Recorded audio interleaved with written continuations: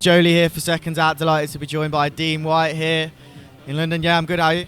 Firstly, I want to shout out my sponsors, Felicity Healthcare and Inspiration Clothing, great brand, check them out, and XME ticketing platform. My sponsors, they look after me, check them out.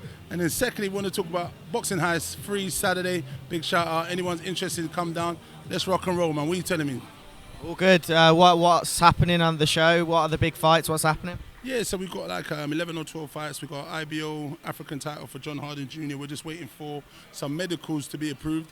I'm literally now trying to match a heavyweight fight, which we had some issues with. So this is the life of a promoter, man. You know what I mean? There's literally trials and tribulations, seconds towards the finish line, and this is what we've got. You know what I mean? So we had a few pullouts, a journeyman, but we had 3 pullouts. Now we've matched 2 of them. Now we've got 1 more. So this is what we're waiting for. Let's see what happens.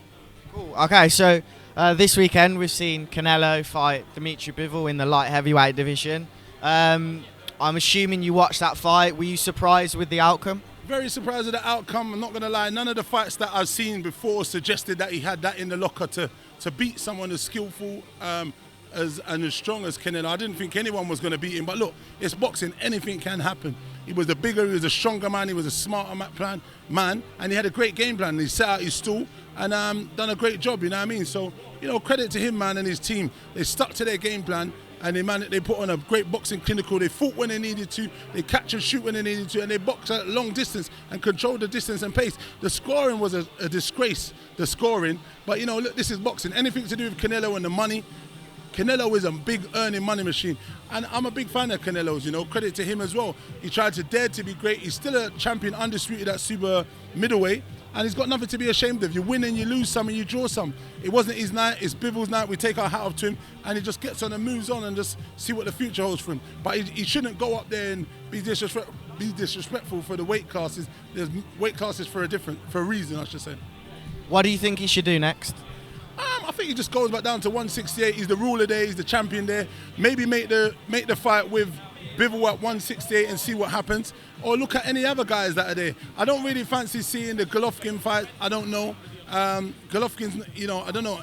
Maybe I would like to see the rematch to see what Bivol does. Bivol said he's happy to do the rematch there and come to his weight class and do it.